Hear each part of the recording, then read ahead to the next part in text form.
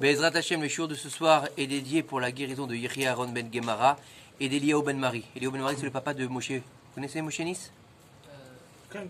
C'est son papa, Be'ezrat Hashem. Donc on lui souhaite une grande réfoua chez Lema.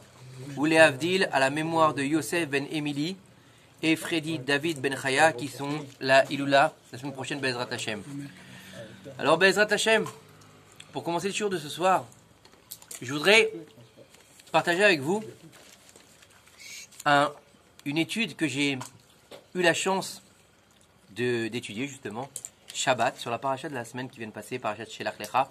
Parce que vous savez que, bien qu'on ait passé Shabbat, la paracha, elle est liée avec la paracha de cette semaine. Donc de Korach, Shelach Lecha et Korach sont intimement liés. Ça, on le verra à la fin, si Dieu veut, du cours, pour un peu comprendre ce qui se passe aujourd'hui dans nos frontières, au niveau de ce qui se passe autour de nous en Israël.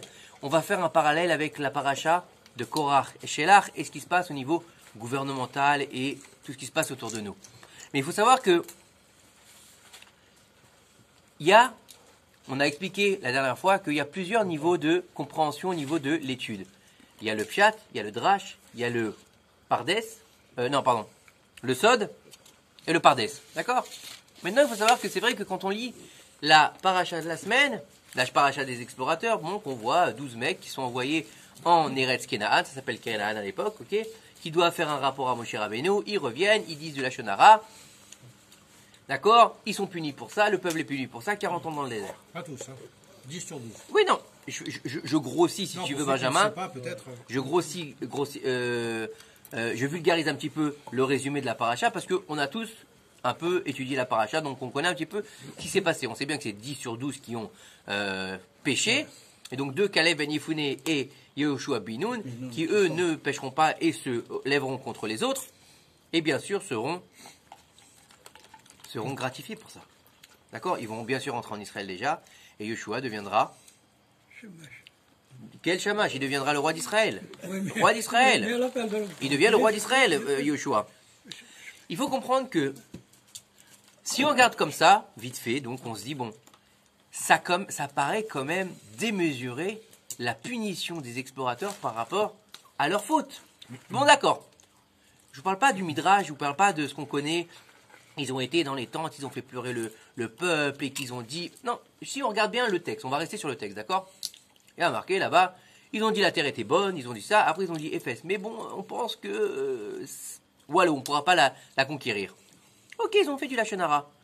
Mais à ce point, il faut que ce soit si violent que 40 ans, à cause de ça, le peuple il erre dans le désert, que eux, leur langue, elle s'étend jusqu'à leur nombril et que des vers sortent de leur nombril et les bouffent.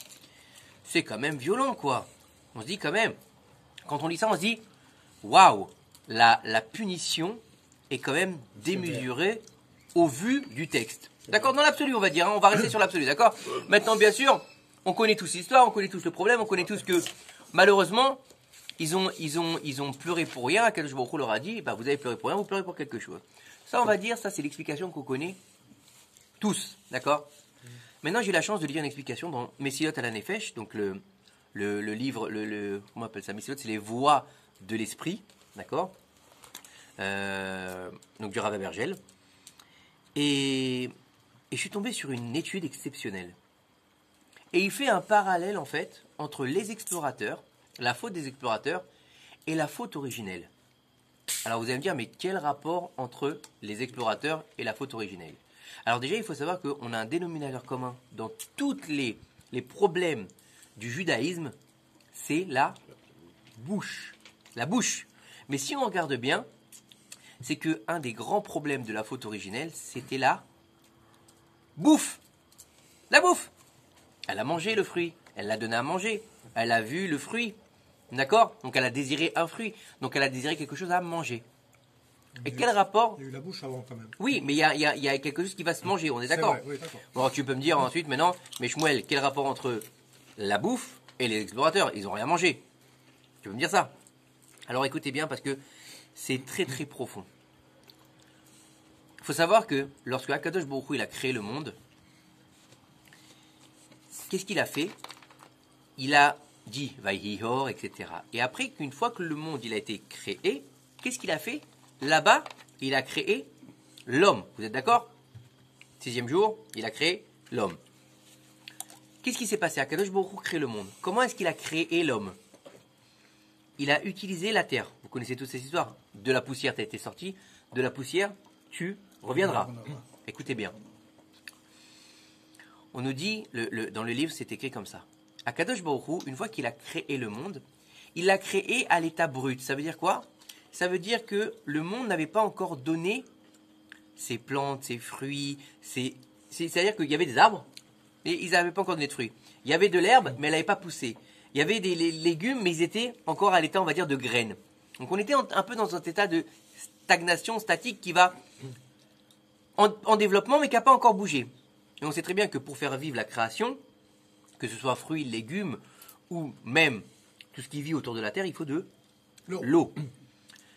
Dieu a arrosé le monde avant que l'homme a arrosé le monde pour donner on va dire le début, le coup de pouce à la création du monde, c'est-à-dire à la mise en route du monde, d'accord? Comme quand quelqu'un qui va mettre de l'eau dans sa bagnole et après il peut démarrer. Vous voyez ce que je veux dire? Il a fait le démarrage.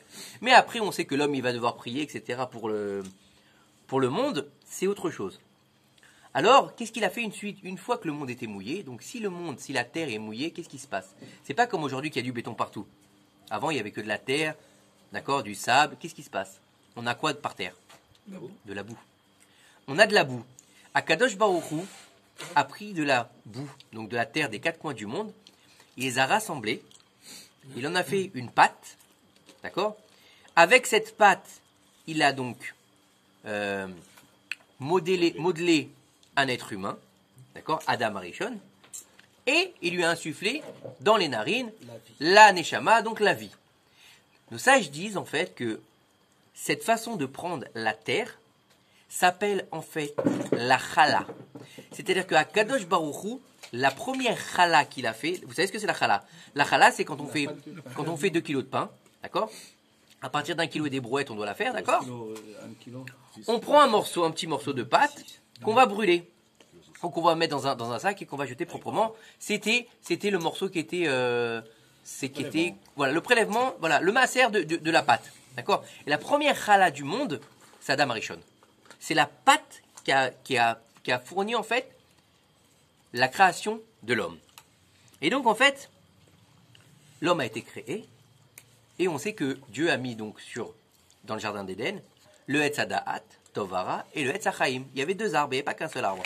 Un arbre qui comportait donc Etz Hadaat, Tovara, l'arbre du bien et du mal. On appelle ça plus l'arbre de la connaissance. Et l'autre c'était Etz Haim, l'arbre de la vie. Adam Arishon devait attendre 3 heures. Il devait rentrer dans Shabbat, manger le Etz Hachaim avant le Etz Hadaat, manger ensuite Etz Hadaat, faire le tikkun du monde et Baruch Hashem le Mashiach qui vient. Dans l'absolu. Maintenant, vous savez très bien que au niveau de la création du monde, Dieu il a fait le monde qui n'est pas un monde spirituel, c'est un monde matériel. Donc, on est obligé d'utiliser le matériel et le spirituel. On est d'accord.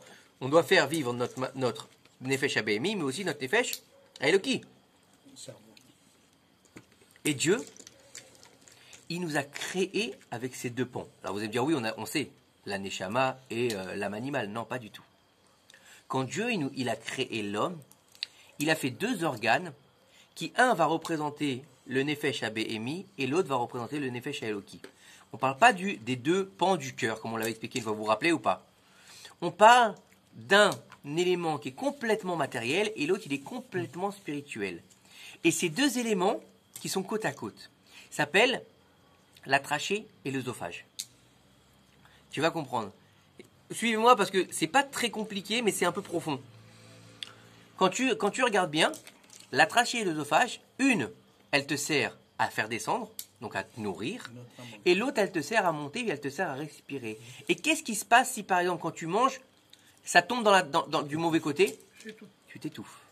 Donc ça te dit qu'en fait, que lorsque le Nefesh Abémi étouffe le Nefesh Eloki, tu t'étouffes. Ça veut dire que lorsque ta matérialité, elle est au-delà de ta spiritualité, tu t'étouffes. Vous me suivez jusque-là? Donc c'est à l'intérieur de nous. Je veux dire, on est tous séparés, on a tous un oesophage, ok? Même pour Pessah, pour qu'on soit de ce côté. Exactement, pour pas s'étouffer.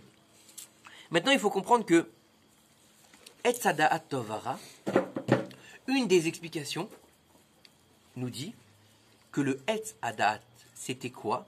C'était du blé. Pourquoi le blé? Pourquoi le blé? Parce que le blé, il donne le Da'at, puisqu'on dit que c'est l'arbre de la connaissance. On sait que quand on commence à donner du pain à un bébé, c'est au moment où il commence à parler. Quand on dit parler, c'est bafouiller. Au moment où le bébé il est capable de manger du pain, c'est à ce moment-là qu'il va commencer à s'exprimer, voilà, à baragouiner, à s'exprimer, d'accord? Donc c'est le da'at, il rentre en lui le da'at. Donc l'arbre de la connaissance du bien et du mal, c'est du blé. Comment on dit du blé en hébreu? Chita. Et on dit une chose, quand on fait cette fameuse bracha, quand on va manger du pain, amotzi lechem min haaretz. Ça veut dire quoi? Vous êtes jamais posé cette question? Qu'est-ce que ça veut dire de dire amotzi lechem min haaretz? Et qui a sorti le pain de la terre? T'as déjà sorti des miches de pain, toi, de la terre? Moi, non, en tout cas. Peut-être de la boulangerie, mais pas de la terre. Nos sages nous disent que, écoute bien, qu'à l'époque, avant la faute originelle, le pain, il était sorti de la terre. C'est-à-dire que l'Etz Hada'at, c'était un arbre à pain. C'est-à-dire que c'est pas un arbre à blé, c'est un arbre à miche de pain. C'est un peu compliqué à comprendre, mais il faut comprendre le niveau. À Motzi, tu dis à Motzi la Kriminaret, qui sort le pain de la terre. Vous êtes d'accord? Et dans le désert, ils avaient quoi comme pain? Le pain, la manne. La manne, on faisait à Motzi lechem mina shamayim. Bah oui, elle sort pas de la terre. Écoutez bien, j'ai trouvé ça magnifique. Donc on a dit le chita, c'est le blé. Il y avait des miches de pain qui sortaient de l'arbre. D'accord? Donc à partir du moment où il y a du pain, il y a de la chala. D'accord? Donc l'homme, comme il est la chala, il devrait pouvoir consommer le pain. Mais il doit consommer le pain à partir du moment où il a quoi? Où il a mangé le Etz HaChaim. Avant de prendre la connaissance, tu dois manger la vie. C'est-à-dire que avant de prendre le bien, le mal, tu dois prendre la Torah. Etz Chaim ilam Chazikimba. C'est qui ça? C'est la Torah. D'accord? Jusque-là, vous me suivez? Bon. Malheureusement, Adam, il est tombé. D'accord? Par Chava. À cause de sa femme. Par Chava. Et qu'est-ce qui s'est passé? Il faut savoir que nos sages nous disent que le Etz Hada'at, il n'était pas petit. C'est-à-dire que nous, on voit c'est vrai, quand on voit une épi de blé, c'est pas très grand. On dit en fait que il était immense et c'était un arbre. Et à cause de la faute, c'est devenu des épis de blé. Avant, il n'avait pas cette même constitution, puisqu'il donnait en même temps des miches. D'accord? Donc en fait, la miche a été transformée en graine, tout simplement. Il a été en fait, comment on peut dire ça, réduit. D'accord? Donc on a une réduction oui, un peu comme le nachash, exactement. Et puis ce qu'il faut savoir que une fois qu'il y a eu la faute, il y a eu 39 malédictions. Pour faire le tikkun de ces 39 malédictions, on va avoir les 39 mélachot de Shabbat. Pourquoi 39 mélachot de Shabbat et pas 40? Parce qu'en fait, on a eu 10 malédictions sur l'homme, 10 malédictions sur la femme, 10 malédictions sur le serpent et 9 malédictions sur la terre. Alors pourquoi est-ce que la terre elle a été épargnée d'un. Pourquoi est-ce qu'elle a été punie déjà? Qu'est-ce qu'elle a fait? Parce qu'il faut savoir que la terre, lorsque Akadosh Baruch Hu lui a dit tu feras des fruits, des arbres, fruits qui donneront des fruits, elle a fait des arbres fruitiers. Donc elle a péché. Elle n'a pas écouté Akadosh Baruch Hu. Et puis étant donné que l'homme il sort de la terre, puisque Adam, Adama, c'est la même racine, donc elle a pris aussi. D'accord? Donc 39 mélachot contre les 39. Les 39. Oui. On peut faire une petite parenthèse. Comment la terre a-t-elle pu fauter, vu que c'est une création d'Akadosh Baruch Hu? C'est un ange. Et il faut savoir que Akadosh Baruch Hu, dans sa miséricorde, il a donné la Prira Chofshit, donc le libre arbitre, à toute la création. Ah d'accord, même à la terre. Oui, même à la terre. Puisque la terre, puisque oui, exactement. L'homme aussi. Oui, mais la terre, elle est entre guillemets inerte. Non, elle n'est pas inerte justement, puisqu'il y a un ange derrière. D'accord. Si tu lis dans le Midrash, je ne sais pas si tu te souviens quand on a étudié Bereshit, on a là-bas dans le début de Bereshit, on a une marloquette entre la lune et le soleil. Elle lui dit t'es gentil, mais comment tu peux mettre deux couronnes sur deux, compétition. une couronne sur deux, c'est pas possible. Sur une tête. Ouais, deux couronnes sur une tête, c'est ou lui ou moi. Elle dit, t'as bien parlé, toi tu vas être petite. Comment Comment est-ce qu'elle a pu grogner la lune alors que c'est pourtant une création de Dieu? Comment est-ce que l'homme il a pu fauter alors qu'il lui a dit, tu es la seule création? Faut que tu comprennes que le niveau d'Adam Arishon, c'est pas notre niveau. C'est-à-dire que lorsque Adam Arishon a été créé, d'accord, donc on parle qu'au moment où il a pris vie, les anges, je parle pas les anges de la télé, je te parle pas de ça, les trucs de la réalité, là, je te parle pas de ça. Moi, je te parle des anges du ciel, d'accord? Les anges du service, ils ont cru que c'était Dieu. Ils ont voulu se prosterner devant lui. Donc, comment lui, il a pu fauter? Tu peux te poser aussi cette question. Et tu vas comprendre. De ça, il y a la bracha de la lune, puis il n'y a pas la bracha du soleil. Non, si, il y a la bracha du soleil tous les 28 ans. Enfin, Tous les 28 ans. Tous les 28 ans, mais pas tous les mois. Tous les 28 ans. Oui, mais c'est encore autre chose. Là, C'est normal, c'est un tikkun. C'est un tikkun, la bracha de la lune. Le Catalan, c'est tous les mois. On continue ou pas? Écoutez bien. Donc, en fautant, 28 ans. qu'est-ce qui s'est passé? Quand on sait qu'il a fauté, on sait très bien qu'on avait appris une fois que, en fait, quand Adam Arishon a fauté, il est passé outre les 3 péchés capitaux. Shvichut Damim, Gilui Yarot, Avodazara. Vous vous rappelez ou pas? Et qui viendront Avraham, Yitzhak et Yaakov réparer ça. Vous vous rappelez de ça ou pas? Donc, qu'est-ce qu'il a fait quand il a fauté? Il a enlevé Akadosh Baruch Hu de lui. Vous êtes d'accord? Quand quelqu'un faute, on dit toujours c'est Ruach Shtout qui lui est rentré. Qu'est-ce que c'est Ruach Shtout? C'est un vent de folie. Quand quelqu'un il faute, il a plus Akadosh Baruch Hu devant lui. D'accord? Imagine le type, il a toute la journée devant lui, Shiviti Hashem Lenegdet Tamid, Shiviti Hashem Lenegdet Tamid. Il est devant le Echal de la synagogue toute la journée. Tu crois qu'il peut regarder un truc dégueulasse sur son téléphone, le mec? D'accord? Il y a le Sefer Torah devant lui ouvert, tu crois que le mec il va regarder C'est incompatible. C'est pas possible, on est d'accord. On est bien d'accord. Donc qu'est-ce qu'il a fait? Donc il a retiré quelque part, Adam Arishon il a retiré Akadosh Baruch Hu de son histoire quand il a mangé le chita. Et quand tu enlèves la lettre He qui représente Akadosh Baruch Hu du chita, qu'est-ce qu'il nous reste là? Il nous reste le chet. Il nous reste la faute. Maintenant, qu'est-ce qu'il a fait? Qu'est-ce qu'il a fait Adam Arishon? Donc ça, je nous dis que Adam Arishon, qu'est-ce qu'il a fait? En fait, il a dit, Akadosh Baruch Hu lui m'a donné un cadeau. Il m'a dit, voilà, je te donne un cadeau, je te fais descendre la spiritualité dans la matérialité. Adam Arishon, il a dit, c'est une des explications qu'il dit qu'il a voulu faire comme ça. Il a dit, non, c'est pas normal que j'ai un cadeau. Je veux en fait tomber pour ensuite faire la réparation en réparant de la matérialité, monter vers la spiritualité. Et c'est le tikkun de, il n'aurait pas dû le faire parce que il n'avait pas reçu l'ordre. Comme l'histoire du veau d'or, par exemple. D'accord? Dans l'absolu, dans la pensée, c'est pas une faute. Mais étant donné qu'il avait, oui, mais encore une fois, et l'initiative du veau d'or aussi. Mais étant donné que c'est pas, C'est Avodazara, le faux. non, justement, c'est ça. Écoute bien. L'initiative n'est pas la mitzvah. C'est-à-dire que si ton initiative, elle peut être bonne, parce qu'en fait, ce qu'il voulait à la base, même pour le veau d'or, c'était avoir quelque chose qui les relie avec Akadosh Baruch Hu. Mais étant donné que Dieu leur a dit, vous ne ferez pas de Masecha, donc c'est une Avodazara. Adam Arishon, Dieu ne lui a pas demandé de faire descendre ça. Il lui a juste demandé, de tous les arbres du jardin, tu mangeras, mais du Etzadat Tovara, tu ne mangeras pas. C'était sa mitzvah. Donc, tu vas pas bouffer avant que je te le dise. Voilà ce qu'il lui a dit. Ok? Est-ce qu'il a fait? Ou il n'a pas fait? Il l'a mangé? Donc, il a fait Avodazara. C'est quoi Avodazara? Écoute bien. Avodazara, dans notre tête, c'est quoi? C'est se prosterner devant une idole. Non.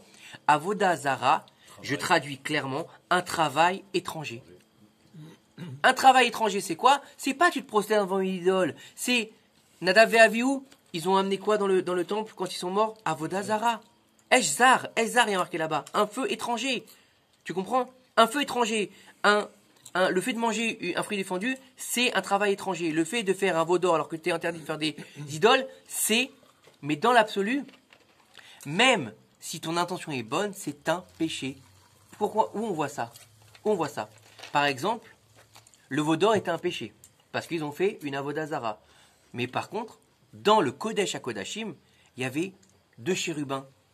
Tu prends ces mêmes chérubins-là, d'accord? Tu prends ces 2 chérubins, tu te les fais les mêmes, tu te les mets dans ton salon, c'est avodazara.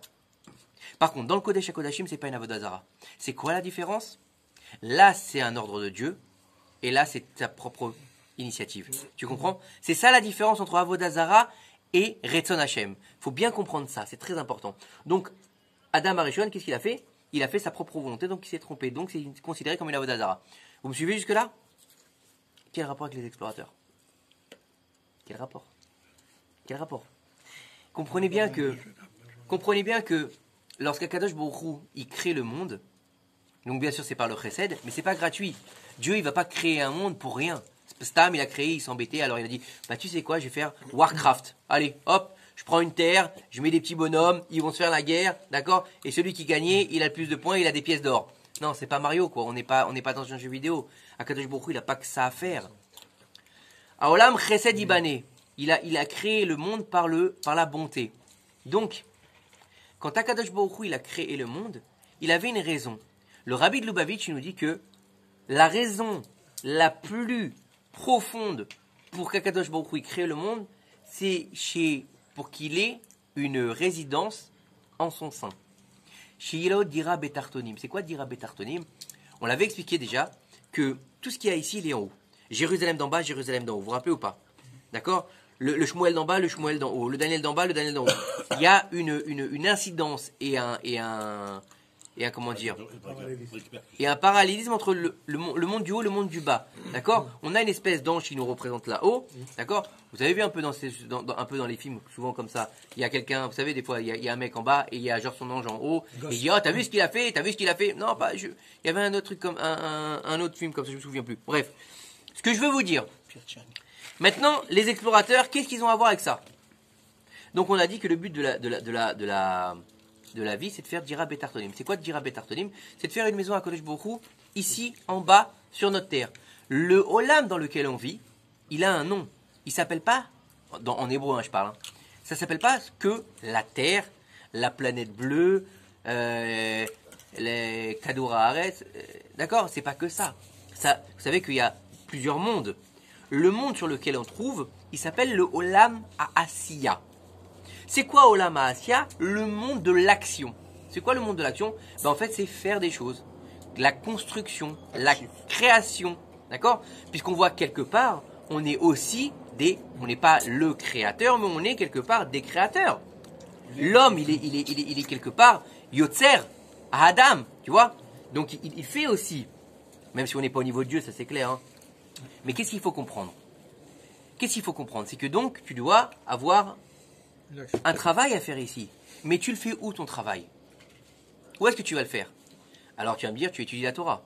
Oui, d'accord, c'est vrai qu'il faut étudier la Torah puisqu'il y a marqué Kavata étudie la Torah. Mais à part ça, donc si tous les mecs ils étudient la Torah, qu'est-ce qui se passe? Est-ce que tu as fait le monde? Qui c'est qui va labourer? Qui c'est qui va ensemencer? Qui c'est qui va récolter? Donc il faut comprendre quelque chose. Lorsque les explorateurs ils sont dans le désert, écoutez bien, c'est fabuleux. Dans le désert, qu'est-ce qui se passe? On a une vie qui est assistée de A à Z. On a pour le manger, on a la manne qui descend du ciel. Ok, plus ou moins loin, c'est pas grave. Pour la flotte, on a le puits de Myriam. D'accord? Lavage, repassage et les vêtements grandissent avec nous. Les nuées nous lavent et nous rendent propres. On n'a pas d'excréments. Bah oui, la manne, comme elle est complètement du ciel, comme elle vient du ciel, elle est complètement donc spirituelle. Donc quand elle rentre pas dans la trachée. C'est ça? Elle rentre dans l'œsophage. Non, ou l'inverse, je sais plus. Qu'est-ce qu'il fait pour le manger? Elle rentre dans l'œsophage. C'est quoi pour la respiration? Trachée. Donc elle rentre dans la trachée et pas dans l'œsophage. La nourriture, elle rentre dans l'œsophage. Mais la manne, étant donné qu'elle est spirituelle, elle rentre dans la trachée. Puisque elle nourrit la neshama. Puisqu'elle a pas, il y a pas de, on va pas faire ses gros besoins avec la manne. Il y en a pas. C'est pour ça que les filles de Moab, d'accord, les filles de Moab, quand il y a eu cette histoire avec Moab et Midian, quand elles ont dit pour Baal dans la paracha de Balak, avant elles lui ont dit mange. Pourquoi tu as besoin de manger pour venir faire des bêtises avec la fille? Tu as besoin de manger? Si, tu dois manger parce que tu dois faire, d'abord avant de faire les bêtises, tu dois faire la voda de Baal Peror. Et la voda de Baal Peror, c'était faire ses excréments devant. Donc comment tu fais si tu manges que de la manne? Tu n'as pas. Vous comprenez? Donc en fait, tu es assisté. Mais Dieu, il dit donc au Ham Israël, regardez, je vous ai fait sortir d'Égypte, maintenant vous allez rentrer en Eretz Israël. Là-bas, Eretz Israël, c'est le monde où vous allez devoir travailler. C'est le monde où vous allez devoir faire dira betartonim, puisqu'on voit que c'est où qu'il y a la création du Beth Amikdash? En Eretz Israël. Donc vous allez devoir me créer ma maison. Et vous allez devoir, en vous, me créer votre maison et faire en sorte que, dans cette matérialité, vous allez devoir sortir la spiritualité pour faire le tikkun du monde. Donc il te dit en fait, tu dois sortir du chomer, le rabbi te dit comme ça.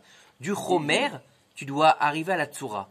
C'est quoi le chomer, c'est quoi la tsura? C'est-à-dire que de la matérialité, de la bouffe, de la terre, de la maison, tu dois sortir tout ce qui va te permettre de t'élever spirituellement. D'accord? Comme quand tu as une maison, par exemple. C'est bien d'avoir une belle maison. C'est pas interdit dans la Torah d'avoir une belle maison. Mais à quoi elle te sert ta maison? Est-ce qu'elle te sert seulement à regarder des films et jouer à la console? D'accord? Et à faire des rave parties? Ou elle te sert aussi à avoir une belle bibliothèque de Torah? Ou elle te sert aussi à inviter des gens pour un cours de Torah? Elle te permet de t'asseoir avec ta femme pour faire ton shalom bayit. Ou bien toi, t'es dans le grand salon là avec la télé, je sais plus combien de pouces il y a là, et elle est dans sa chambre. C'est ça la question qu'on se pose aujourd'hui. Tu vois? Est-ce que tu as une belle voiture parce que tu vas tous les matins à la synagogue et que tu as envie de ton confort pour la synagogue, ou c'est juste pour faire le beau? Donc tu passes le chomer pour toi ou pour Akadosh Baruch Hu? La tsura, c'est quoi? C'est d'en faire en devenir. Le tikkun du monde, c'est de ramener la spiritualité à la matérialité. La matérialité à la spiritualité, pardon. Et là, les explorateurs, ils disent non, on veut pas. On veut pas, on est bien. On veut bien, regardez ce qu'ils disent. Regardez bien ce qu'ils disent. Quand ils vont en Eretz Israël, ils reviennent, ils disent c'est une terre qui mange ses habitants. Qui mange, ochlé, elle dit pas qui meurt, elle dit qui mange ses habitants. Qu'est-ce qu'ils ramènent comme preuve de leur mensonge? Etz Adat, ils ramènent des fruits. Ils ramènent des fruits. Regardez les fruits immenses qu'on a trouvés là-bas. Regardez ces gigantesques. Regardez. Elle va nous manger cette terre. On n'y arrivera jamais en fait. Qu'est-ce qu'ils leur disent les explorateurs? On n'arrivera jamais à faire le tikkun du monde. Donc on n'arrivera jamais à faire la réparation de la fête d'Adam à Rishon. Donc on ne veut pas rentrer en Israël. Pourquoi? Parce que les fruits étaient trop gros, là, j'ai pas compris. Non. Qu'est-ce qu'ils ont ramené? Ils ont dit la terre, elle mange. Elle mange les habitants. Et ils ont ramené des fruits. Les fruits, ça fait écho à Etz Hadaat. Ils leur disent avec ça, en fait, en allusion, on ne veut pas faire la réparation. On n'est pas capable. Effet, c'est quoi? Il leur dit effet, zéro, walou, nada, on ne veut pas. C'est impossible. Voilà ce qu'ils disent. Pourquoi ils ont été punis? Parce que, tu sais ce qu'ils ont dit? Et si. Il a dit, on a été dans une terre, vous savez quoi? C'est Eretz Zavat Rala-Voudvash. Qui est-ce qui a appelé la terre d'Israël Eretz Zavat Rala-Voudvash? C'est pas Moshe. C'est Akadosh Baruch Hu, lui-même. Quoi? Quand Hachem il a montré à Moïse, à Moshe, toute la terre. Ouais. Mais il a vu cette qui avait pas des gros. C'est après. C'est après ça. Mais Non, il l'a vu, mais c'est pas le problème. Il y en avait des gros. Et alors, même s'il y avait des gros raisins, tu te rends compte qu'ils ont utilisé cette grappe de raisins là, à 8 ils l'ont porté. À 8. C'est des pas secs, non? Non, des raisins. À 8 ils l'ont porté, et elle a servi pendant les 40 ans dans le désert pour faire les libations du Mishkan. Imaginez le truc. Donc ça devait être une sacrée grappe de raisin, d'accord? Et il devait avoir un sacré congélateur pour bien la garder aussi, parce que pendant 40 ans, ça devait être sympa. Bref. C'est ce que je veux dire, c'est que ils ont dit Ephes, ils ont dit la terre c'est une terre de lait et de miel. On reprend les dires d'Akadosh Baruch Hu. Mais comment? L'onuchalalot, on peut pas y monter. La on peut pas monter. On peut pas aller vers la spiritualité. Parce qu'on sait très bien, on va du bas vers le haut. Dieu, il nous donne du haut vers le bas. Mais nous, notre but, c'est d'aller vers le bas vers le haut. On peut pas monter. Ephes, zéro, walou, on pourra pas réussir. On peut pas faire le tikkun d'Adam Arishon. Donc tu peux pas faire le tikkun d'Arishon. Pourquoi tu veux rentrer? Tu veux rentrer en Eretz Israël. Le but de l'entrée en Israël, c'est de faire le tikkun pour faire venir le Mashiach. Puisqu'on sait très bien que une des prémices de Mashiach, c'est quoi? Le retour à Sion. Le sionisme. C'est quoi le sionisme? Vous vous avez déjà posé la question?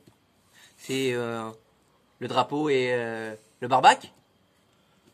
Le sionisme, c'est quoi? Vous croyez que c'est de dire Am Israël Chai?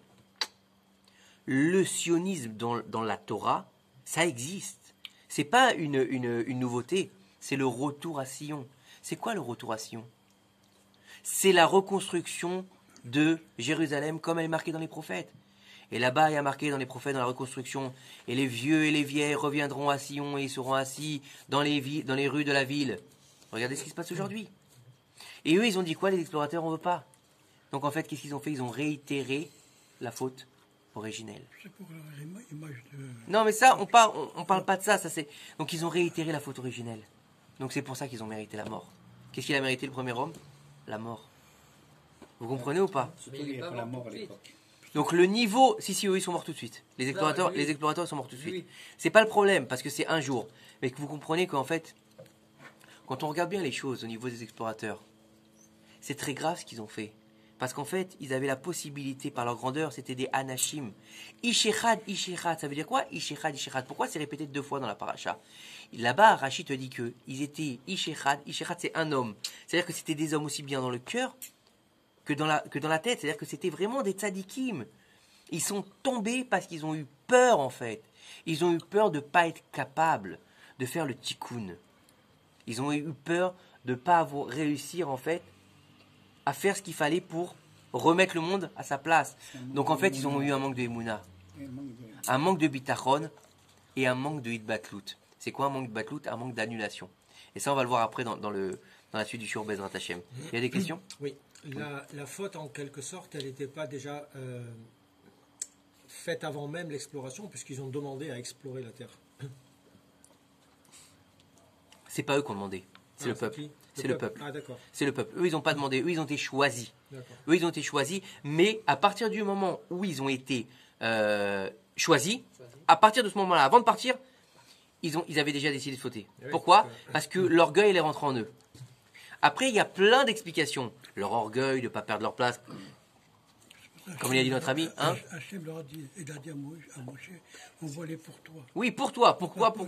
Moi, je m'en fous. Mais en fait, vous savez qu'il y a aussi quelque chose d'exceptionnel, c'est que Moshe Rabbeinu, à la base, pourquoi est-ce qu'il a accepté de les envoyer? Parce que vous savez ce qu'il s'est dit, Moshe Rabbeinu? Il s'est dit, Tu bois du coca? ouais. Il a dit, moi, je sais. Il a dit, moi, je sais que c'est une belle terre. Donc peut-être qu'en les envoyant, ils vont voir que c'est une terre qui est bénie, et ils vont rentrer en Israël avec Hitlaavout, les bénis Israël. Donc en fait, on va rajouter de la joie à la mitzvah. Donc si on rajoute de la joie, la mitzvah elle est encore mieux faite. Vous imaginez la réflexion de Moshe Rabbeinu? Elle est énorme. Pourtant, il le savait, moi, je sais qu'ils allaient voter. Non. Puisqu'il a béni Yoshua pour ça. C'était par rapport au niveau. Encore une fois, on ne peut pas rentrer dans toute la paracha, mais parce que si tu regardes bien, c'est une explication qui avait marqué aussi dans Rashi.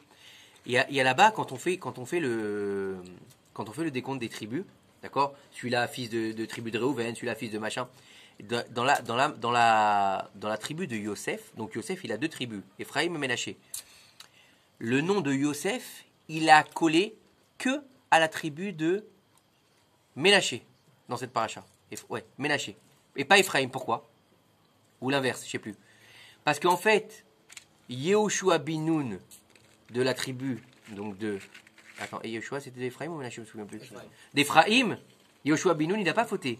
Et l'autre, par contre, Gadi ben Soussi, il me semble qu'il s'appelle, lui, il a fauté. Donc Yosef, il a collé à son nom. Pourquoi Yosef? Qu'est-ce qu'il a fait? C'est pas un tzaddik, Yosef? Oui, Yosef, c'est un tzaddik, c'est vrai. Mais Yosef, qu'est-ce qu'il a fait?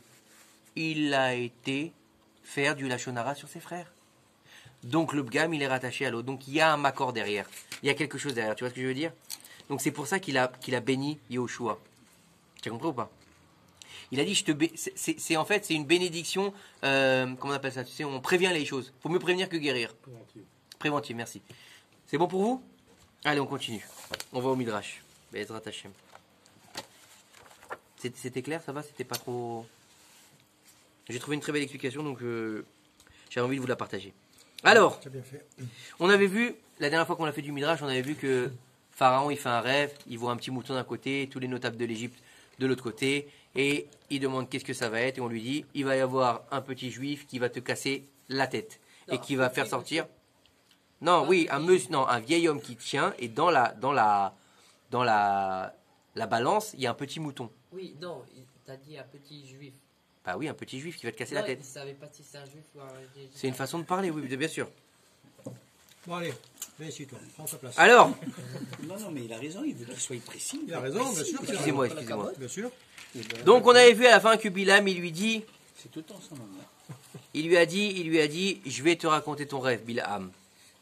Alors Bilam, il va lui donner la pire des solutions, la solution finale. Il n'y a rien de nouveau sous le soleil, il faut le savoir. Il n'y a rien de nouveau. Tout ce qu'on vit, tout ce qu'on a pu vivre et tout ce qu'on vivra jusqu'à Mashiach, c'est bis repetitas. Bis repetitas. C'est toujours la même chose. C'est comme la mode, vous avez remarqué? Les pâtes d'Ève, ça revient à la mode. Les jeans déchirés, ça revient à la mode. C'est pareil. Ok? Les jupes, aujourd'hui, c'est la mode pour les hommes. C'est un peu bizarre. Peut-être qu'on devient écossais, je sais pas. Ça devient dangereux quand même. Il faut faire attention à ce niveau-là. Alors, le roi, il a envoyé ses serviteurs appeler ces 2 Yoët, ces 2 conseillers. Alors, de ces 2 conseillers, il y avait un, c'était Yitro, le Midiani. Et le deuxième, c'était Iov, à Outsi. Et il leur a demandé de s'entretenir avec eux pour savoir quoi faire avec le peuple d'Israël pour qu'ils ne viennent pas détruire la terre d'Égypte. Le premier qui a parlé devant le roi a été Yitro, le prêtre de Midian. Et il a dit comme ça, si le roi veut m'écouter, écoutez mon conseil, qu'il ne fasse rien de mal au peuple d'Israël, au peuple juif, d'accord? Car on sait qu'ils ont un Dieu grand et fort, qui les a choisis pour être son peuple, et que celui qui fait du mal à son peuple et qui les fait souffrir, sa fin sera de souffrir et d'avoir vraiment quelque chose de très dur. Si tu ne m'écoutes pas, mon roi, ce qui viendra sur toi et sur l'Égypte dans de nombreuses années, rappelle-toi ce qui s'est passé il y a de nombreuses années sur toi et sur l'Égypte au moment où tu as pris Sarah, la femme d'Abraham, la juive. Regarde ce qui s'est passé avec Avimelech, le roi de Guérar. Il a été puni parce qu'il a pris lui aussi Sarah. Ses serviteurs ils ont fermé les puits de Yitrak, le fils d'Abraham. Et Hachem, qu'est-ce qu'il a fait? Il a envoyé une quoi? Une famine. Donc il te dit en fait, ils ont été punis jusqu'à qu'ils demandent pardon à Yitzhak. Et ils se sont prosternés, ils lui ont demandé pardon avec miséricorde. Et Yitzhak, il les a pardonnés. Il a prié à Hachem et le blé a recommencé à pousser. Yaakov, le fils d'Yitzhak, lui aussi, il a eu des merveilles. Dieu, il l'a sauvé d'Esav et de Lavan, de son oncle, qui ont voulu le tuer.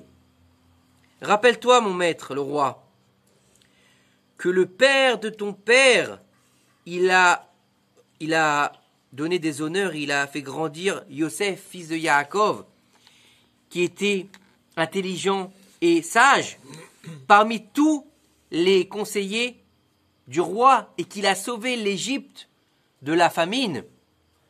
N'oublie pas que c'est tes pères qui ont invité les Juifs en Égypte et qui leur ont donné Goshen pour qu'ils puissent vivre là-bas. Donc, il faut savoir que Goshen, à la base, il a été offert à Sarah Imenou par Pharaon en cadeau quand elle a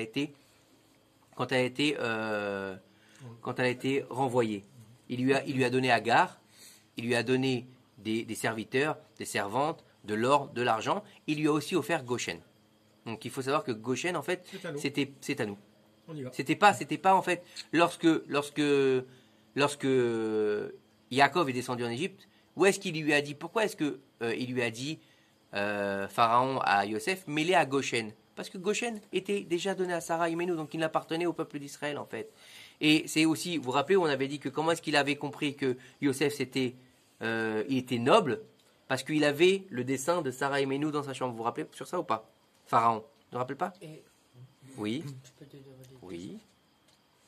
Alors, pourquoi Goshen n'est pas nous aujourd'hui? Parce qu'on n'a rien à faire là-bas. Parce que franchement, on a déjà assez de problèmes avec Gaza. Si en plus on doit s'occuper de Goshen, on va jamais s'en sortir. Et pourtant, Un jour. sort de là-bas. Hein, oui, nous aussi on sort de là-bas. Mais on ne doit pas retourner en Égypte, c'est comme ça. Ah. On ne doit pas retourner en Égypte. À part pour une petite période, mais le peuple ne doit pas retourner vivre en Égypte. Par contre, moi j'ai une question là. Dans ce, Oui. que tu, dans ce que tu dis, dans ce que Yitro disait Oui. à Pharaon, ça veut dire que, en fin de compte,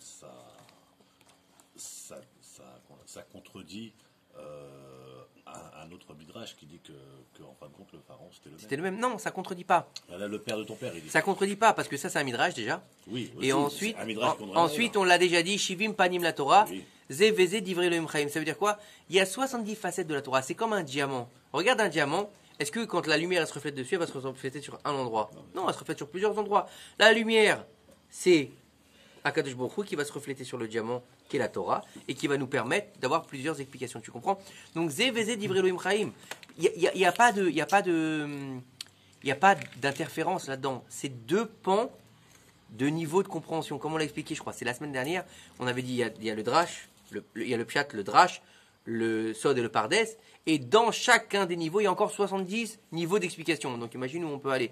Comme on l'avait dit, il y a plus de 700 explications sur le Aleph, sur le bet de Bereshit. Donc si sur une lettre, il y a 700 explications, alors sur Pharaon, il y en a.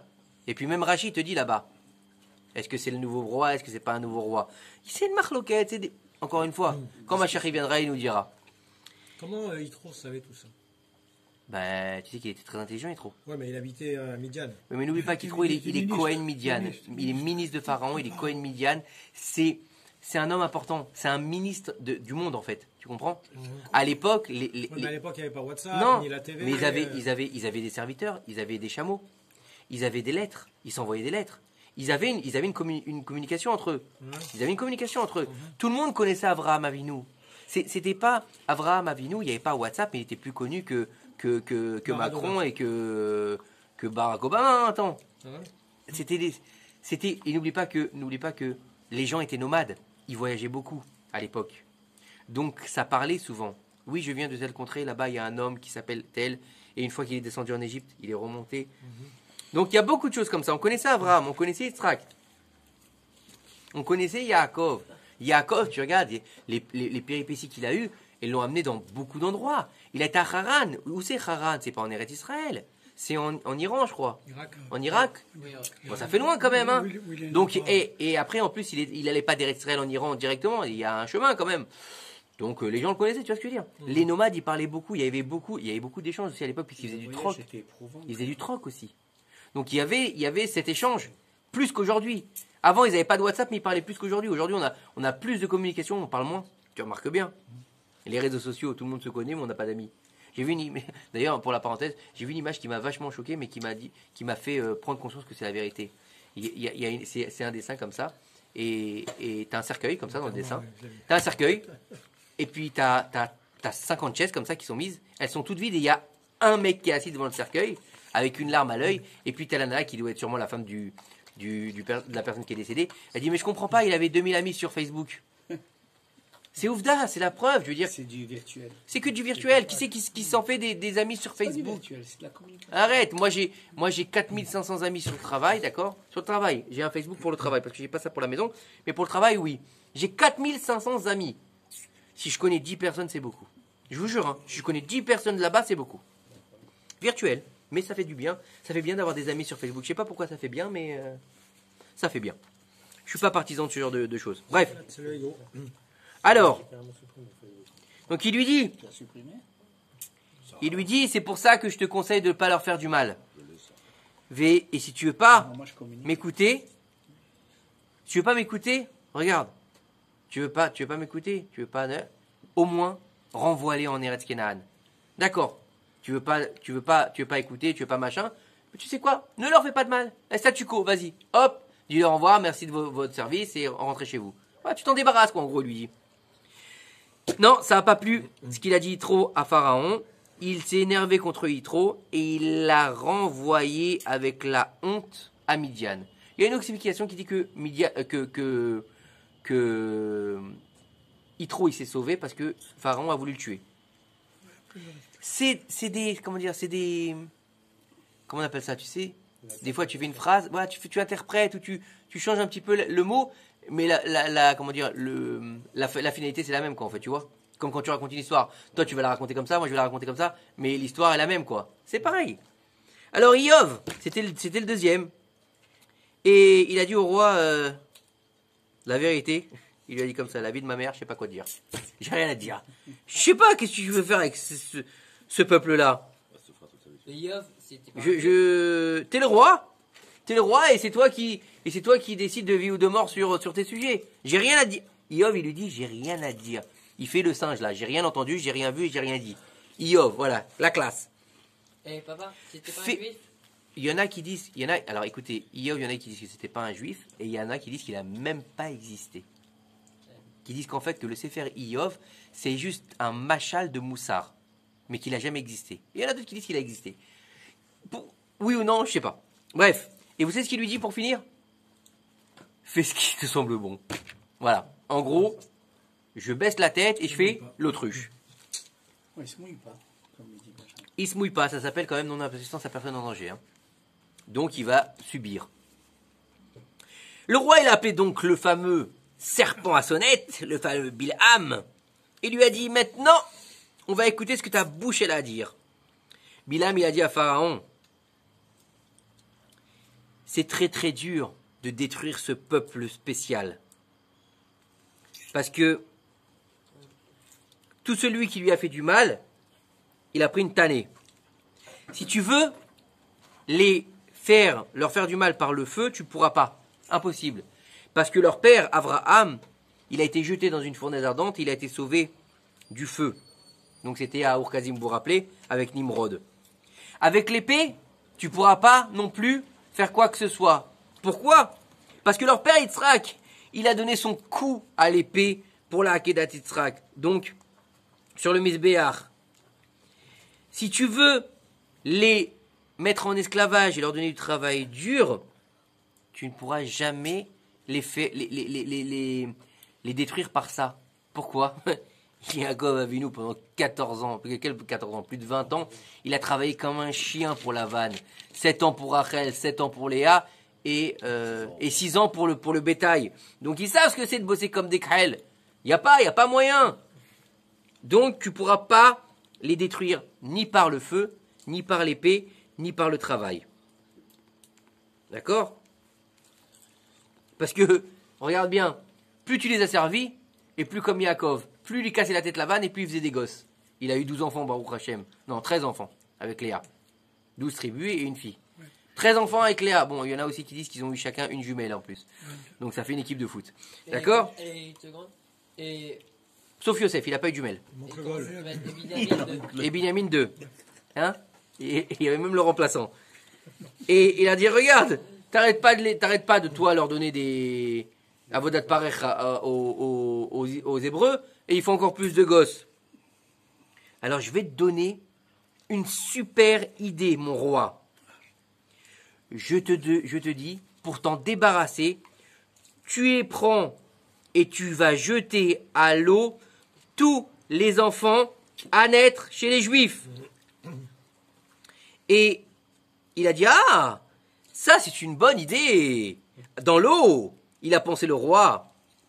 Le Dieu d'Israël ne pourra pas, écoutez bien la pensée tordue qu'il a, le Dieu d'Israël ne pourra pas punir l'Égypte par l'eau, parce qu'il a promis à Noach qu'il n'y aurait pas un autre Maboul sur la surface de la terre. D'accord? Il s'est dit quoi? 1 plus 1 égale 2. Dieu il a fait le déluge à l'époque de Noach. Il a promis, après que le Noach soit sorti de l'arche, qu'il n'y aurait plus de déluge sur la terre. Donc, si je les jette dans l'eau, il ne pourra pas se venger de moi par la flotte. Ok? Et ça a été la plus grande erreur de Pharaon. Pourquoi? Parce que c'est vrai que un Maboul, donc un déluge, comme il y a eu à l'époque de Noach, qui a recouvert la terre entière, il n'y aura plus. C'est ça qu'il a promis à Noach, à Kadosh Baruch Hu.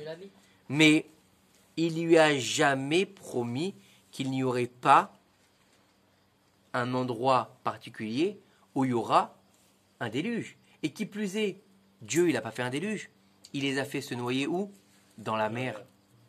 Donc il n'a jamais promis que la Yamsouf, elle se refermerait. Donc en fait, ils ont été en fait les instigateurs de leur propre mort, les Égyptiens. Et c'est toujours comme ça que ça se passe avec Akadosh Baruch Hu. Regardez bien. Comment il est mort, Aman? Comment il est mort? Pendu. Mais sur quel arbre? Sur l'arbre qu'il avait érigé lui-même pour Mordechai. C'est toujours comme ça. Les Rechaïm, ils réfléchissent, et Akadosh Baruch Hu, il dit, sauf Maaseh, non, il dit, Marchavot, Belevish, Vatzat Hashem Itakum. L'homme, il peut réfléchir, allez, vas-y, pense ce que tu veux, je vais tuer, je vais casser, je vais machin, mais en fin de compte, c'est Hashem qui décide. Hitler, il a quoi? Hein?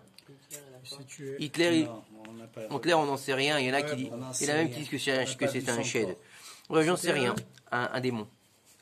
Ouais, il y en a qui disent comme ça. Il y a plusieurs explications. Je ne sais pas qui c'était ce fameux Imar Shemov Zichro. Non, il est mort. Il serait mort quoi qu'il arrive. Bon. Et voilà exactement ce que je viens de vous dire. Dans la marmite où ils ont cuisiné, ils ont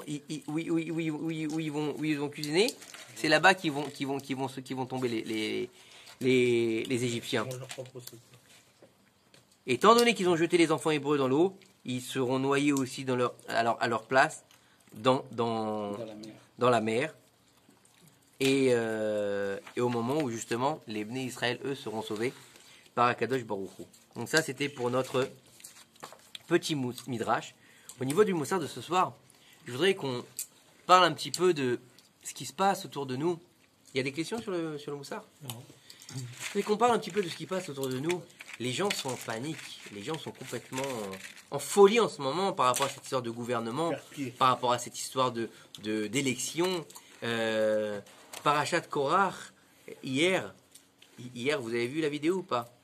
L'hôpital Shaare Tzedek, la terre s'est ouverte. Ouais. Vous n'avez pas vu ça? Ouais, la terre s'est ouverte, elle a englouti les voitures.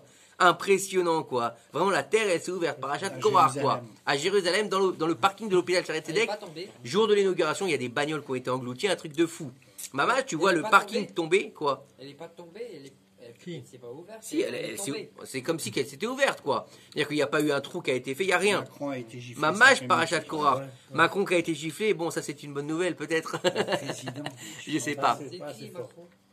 C'est le président de la France. Bref, ce que je veux vous dire, c'est que nous, on pense que c'est pas bien. Nous, on pense que c'est grave. Nous, on pense que c'est un désastre, ce qui se passe en ce moment. Mais la semaine dernière, j'écoutais une dracha sur la paracha de la semaine de la Shelach Lecha. Et le Rav Meir Eliyahu, il disait comme ça. Il disait que, faut savoir que c'est Akadosh Baruch Hu qui place les dirigeants dans les peuples. C'est lui qui place les têtes dans les peuples. Il faut savoir que un peuple, c'est pas seulement une tête ou un peuple. En fait, c'est un corps entier. C'est un corps, c'est comme un corps. Un peuple, c'est comme un corps. Il dit dans un corps, il y a plusieurs membres. On a surtout la tête. On va grossir l'histoire. On a la tête et on a le corps. Et il dit lorsque le corps, il va pas bien. En général, qu'est-ce qui va pas bien? La tête. Quelqu'un qui va pas bien, qui est en général qui est dépressif ou qui est malade, qui est pas bien. Qu'est-ce qui va commencer la maladie? C'est la tête. En général, les gens en bonne santé, on parle pas, allez-nous, de quelque chose de physique, je veux dire. Mais même ça, vous savez qu'il y a un accord, hein, ils disent dans la Torah que chaque maladie matérielle, elle a une racine spirituelle. Comme ça nous disent nos Chachamim. Après, à quel niveau, je ne sais pas. Bon, en même temps, aussi aujourd'hui, n'oubliez pas encore une chose, c'est qu'aujourd'hui, on paye aussi, malheureusement, pour nos guégoulim. D'accord? Donc, on a peut-être fait une erreur qu'on n'a pas complètement payée. Donc, en venant dans cette vie-là, on répare une erreur qu'on n'a pas payée. Donc, des fois, des gens ont des cancers, et pourtant, c'est des grands tzadikim, on ne comprend pas pourquoi. Ou des enfants qui partent à Méron pour aller voir un tzadik et qui partent. Ou...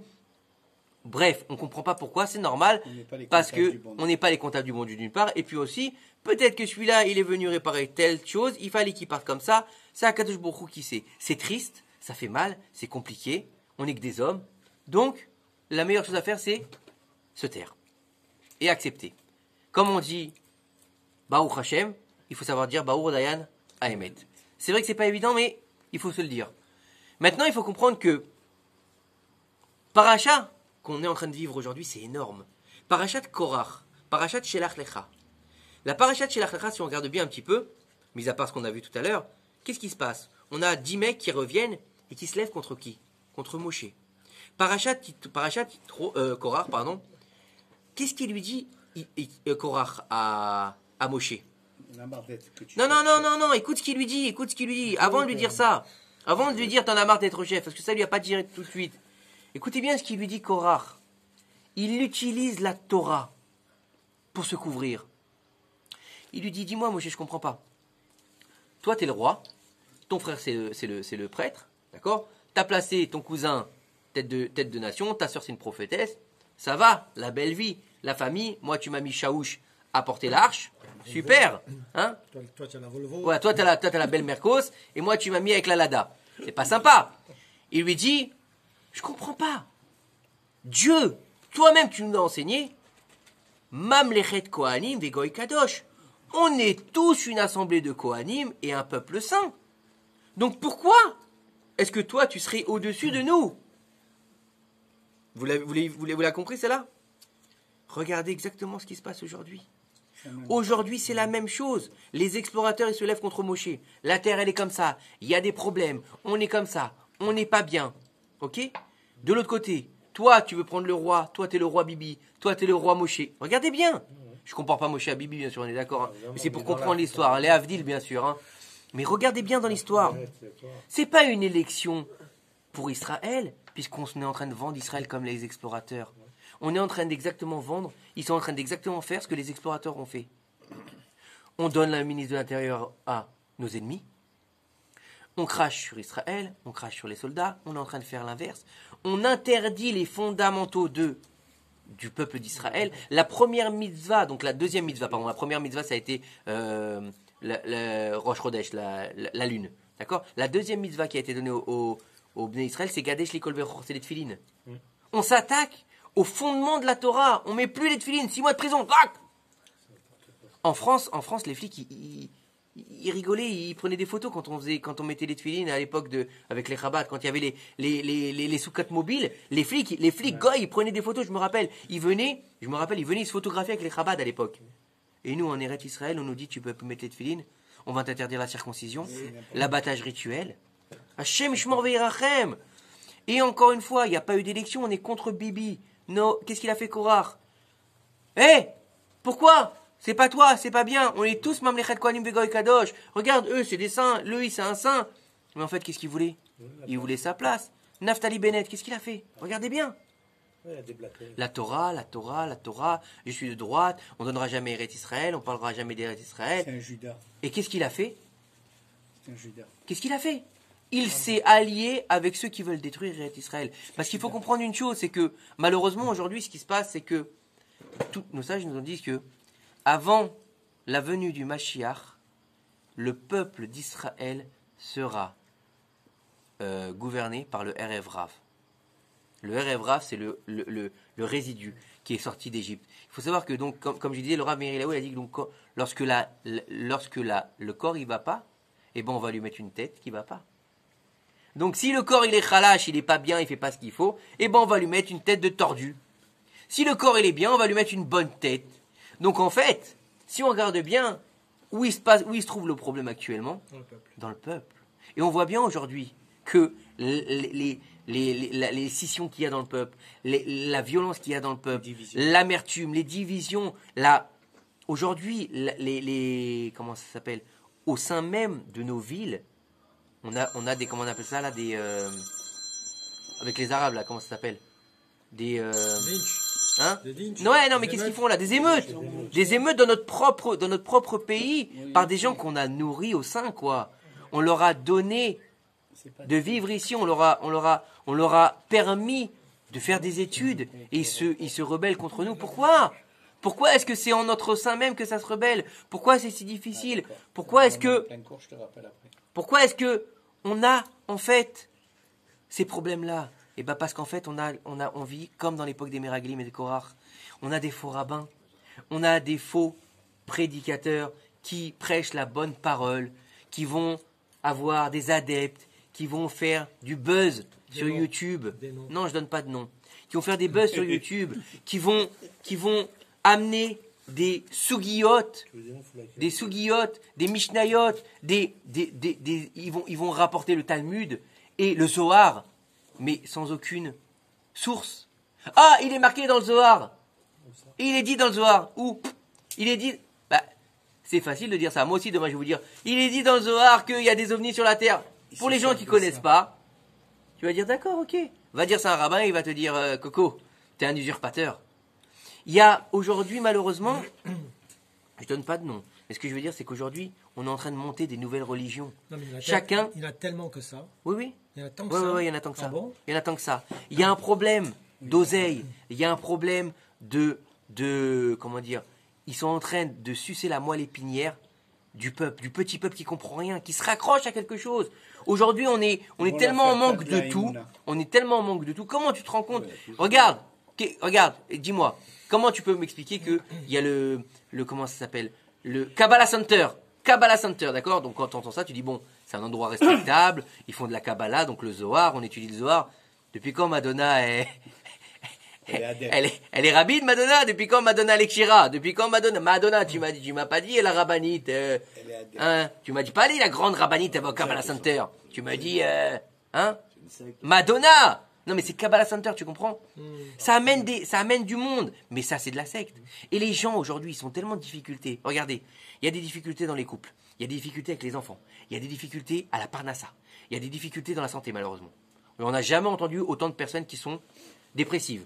On n'a jamais vu autant de coachs de vie et de psychologues. Allez, ils y vont les psychologues, hein. Bah ouais, tu m'étonnes. À chaque fois ils disent faut revenir la semaine prochaine, faut revenir la semaine. Bah tu m'étonnes, il est en train de te payer ta villa. C'est normal, hein, qu'il veut que tu reviennes. On n'a jamais vu, ouais, mais on n'a jamais vu autant de psychiatres, de gens sous cacheton. D'accord? Avant, le remède de la grand-mère, elle disait tu vas pas bien, t'es un peu angoissé, c'est pas grave. Tu sais quoi, mets la main sur la mezouza, va prendre un petit. Non mais c'est vrai. Je te fais un thé avec le miel.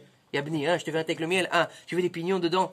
C'était ça avant. Elle prenait la main, elle mettait dans le candil, elle lui mettait sur le front l'huile, là, comme ça, il était luisant pendant 6 jours. C'est vrai ou pas? Vous l'avez pas vécu, ça? Moi, je l'ai vécu avec ma grand-mère. À chaque fois que j'allais la voir, je te jure, hein. Comment ça va, mon fils? Ça va, mamie. Ah, t'as un petit, non, mais tu sais, je vais à l'école. Chlac, elle mettait la main dans le candil, chlac. J'en avais pour une semaine à l'enlever. C'était ça avant. C'était Tmimout à Torah. C'était simple. C'était propre. Mais aujourd'hui, Zek, tu vas voir un Mekoubal à 2 balles et il va te dire vas-y, mets une plume sur ta tête, vas-y, tourne autour de ta femme pendant 4 fois, vas-y, lèche-le par terre. Je vous dis, moi j'ai été voir comme ça une fois, d'accord? Avant d'avoir mon fils le premier. Vous n'avez pas raconté cette histoire? Un ami il me dit, ça faisait trop. Ma femme est tombée enceinte et malheureusement, il y a eu tout de suite et elle a perdu le bébé. Et après, malheureusement, on n'arrive pas à avoir d'enfants. Vous savez comment c'est. Tu te maries 1 an, 2 ans, tu vois tes frères et soeurs qui ont des enfants. Tu as les boules. Bon, au bout de 2 ans et demi, comme ça, j'ai un ami qui me dit, écoute, moi, j'ai été voir un Mekoubal, mais un truc de folie, un machin, faut que tu ailles le voir, je suis sûr qu'il va t'aider pour les enfants. Bon, à l'époque, moi, j'étais tamim, j'avais pas fait encore tchouva bien comme il faut, on va dire. Je travaillais pas avec des talmidei chachamim. J'étais, voilà, on va dire, c'est en Israël, machin, un peu perdu. Vous savez, t'es au début de l'Aliyah, t'es perdu, la parnassa ça va pas très bien, t'arrives pas à avoir des gosses. Putain, il te dit, mais va voir le Mekoubal, et tu cours voir le Mekoubal. Bon, mais bon, moi j'ai toujours cette histoire que je suis pas non plus un débile, donc j'y vais, mais avec la tête claire quand même. Avec réflexion. Voilà, j'y vais quand même. Bon, j'y vais. Alors bien sûr, j'arrive là-bas, le métro parisien, tellement qu'il y avait de personnes, des photos partout, une cave comme ça, une espèce de cave, tu descendais, un long couloir, il y a une porte, tu rentres dans le machin, il y a une photo d'un rabbin comme ça derrière, mais je te dis, la photo, elle devait faire 6 mètres par 7 mètres, quoi, je me souviens même pas. Un kendil devant lui, un cas comme ça, c'est un vase comme ça, avec de l'huile et de l'eau, avec une tu sais, un air. Oh, c'est impressionnant, tu sais, puis il n'y a pas beaucoup de lumière. Il a une guémara immense comme ça, vieille devant lui. Belle barbe. Un bon rabbin, quoi. Il faisait mes choubats, tu vois. Et je rentre là-dedans. Et on lui parle. Il n'était pas très vieux, tu vois. On lui parle. Je me souviens même plus de son nom, tu vois. Alors il regarde dans son livre. Alors on lui dit, voilà, on a des problèmes, on n'arrive pas à avoir des enfants, machin et tout. Bon, en général, quand tu vas voir un Mekoubal, en général, c'est que t'as un problème, en général. Tu vas pas le voir, il va te dire, tout va bien, ça va, baba. La parnassa, la santé, les enfants. En général, tu vas voir un Mekoubal, c'est que t'as un souci. Soit il va te dire, tu vois qu'il y a un problème de santé, tu sais quoi. Alors on lui dit, voilà, on a un problème, on n'arrive pas à avoir des enfants. Alors il fait comme ça, il me regarde, il regarde dans son livre comme ça. Il me regarde avec des yeux comme ça. Je lui dis, qu'est-ce qu'il a celui-là? Il me dit, c'est pas bon. Rasra, je suis devenu tout blanc. Et ma femme à côté, qu'est-ce qui est pas bon, Gvadara? Et il dit, il n'y a pas ce qu'il faut. Il n'y a pas ce qu'il faut. C'est trop léger. Trop léger, tu peux pas avoir d'enfant comme ça. Ouah, tu sais, déjà que tu prends un coup en ton ego quand t'as un mec, déjà, quoi. Et puis tu dis, ok. Bon, alors, mais vous inquiétez pas. Quel remède? Rambo, il est là. Et il nous... Attends, non, il nous a pas demandé, franchement, il nous a pas demandé de doser. Il a dit, si vous voulez donner, vous donnez, mais il a pas, tu vois, il avait la coupelle, mais il n'a pas demandé spécialement. Alors il me regarde et il me dit, tu vas aller à la synagogue le plus tôt possible, tu vas aller voir le gabaï, tu vas lui dire que tu veux prendre le le tissu, là, tu sais, l'espèce de foulard là, qu'ils mettent sur Sefer Torah en Israël. Vous savez, ils mettent toujours un foulard sur Sefer Torah. Tu vas prendre le foulard sur Sefer Torah, du Sefer Torah, hein, pas un foulard tout neuf, celui qui est sur le Sefer Torah dans le Echal, un des Sefer Torah. Ok, tu demandes au Gabaï de te le donner pour te le donner pour un petit moment et tu lui rendras, de te le prêter. D'accord, ok, il va accepter. T'inquiète pas, il va accepter.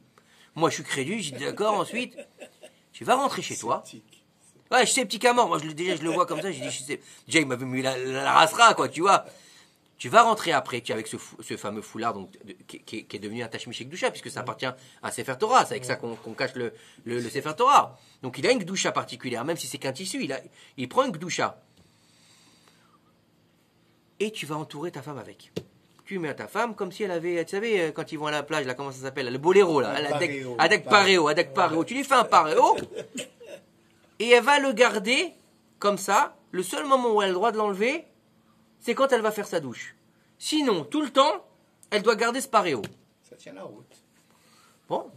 Et je lui dis, et tu vas, hein, et après, elle va tomber enceinte, et pendant l'accouchement, elle garde le paréo, et après, pendant l'accouchement, elle garde le paréo. Elle enlèvera une fois que tu l'as, et une fois qu'elle aura fini de machin, tu vas prendre ce paréo, tu vas en acheter 2 autres à la synagogue, tu le ramènes, tu ramènes celui-là, et voilà.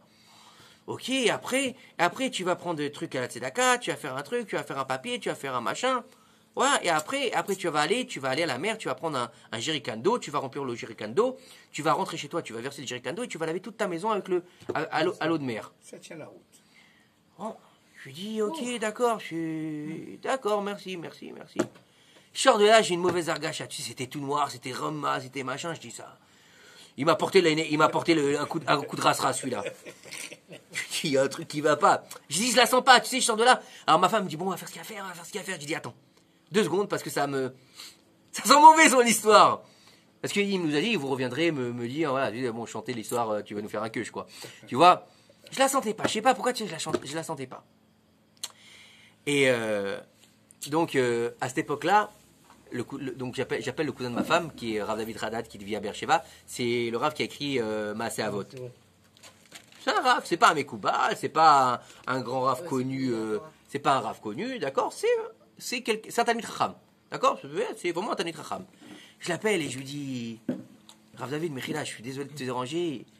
Il me dit, qu'est-ce qu'il y a? Je lui dis, il faut que je te parle, il faut que je te vide mon cœur, parce que là, je viens d'aller voir un Mekoubal. Déjà que j'ai dit Mekoubal, il m'a dit, t'as été voir quoi? Eh bon, vas-y, écoute. Alors, je lui dis, il me dit, mais... Et si moi, demain, je te dis de te mettre des plumes sur la tête, tu vas te mettre des plumes sur la tête, il me dit, arrête tes bêtises. Il me dit, le seul remède, c'est l'imoud à Torah. Il me dit, va étudier la Torah. Mais tu étudies la Torah, tu fais tchouva, et ça va aller Bezrat Hashem. Et Baruch Hashem, Besofo de l'avoir, on n'a pas fait ce qu'il nous a dit. Et Baruch Hashem, il est là. Ah, tu n'es pas retourné voir le Non, je ne suis pas retourné le voir, non. Et malheureusement, c'est que, faut savoir que, il faut comprendre que les faux raves, les faux messies, les faux prédicateurs, ça a toujours existé. On l'a vu avec les explorateurs, on l'a vu avec Korach, et ils utilisent la Torah. On l'a vu avec Shabbat Haïsvi, on l'a vu avec le plus connu, vous le connaissez bien, Jésus. Non, il crie pas trop, il crie plus d'ailleurs. On l'a vu avec Jésus. C'était quelqu'un qui étudie la Torah à la base. C'était l'élève de Rabbi Yoshua ben Perachia. C'était quelqu'un qui étudie la Torah. Bon, mis à part que c'était un mamzer, mais ça, on va pas rentrer là-dedans. Bref, ce que je veux vous dire, c'est que ils ont un makor parce qu'ils utilisent la Torah, ces gens-là.